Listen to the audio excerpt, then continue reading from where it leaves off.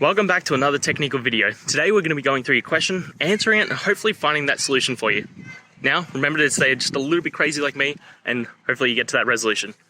Now let's continue on.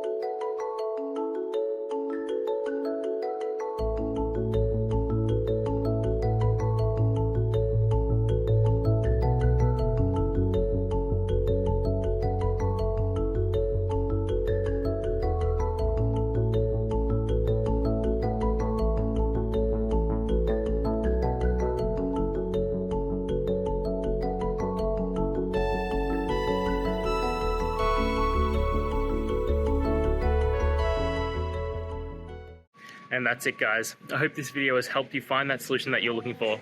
If it did, please hit the subscribe button. I'd really appreciate it.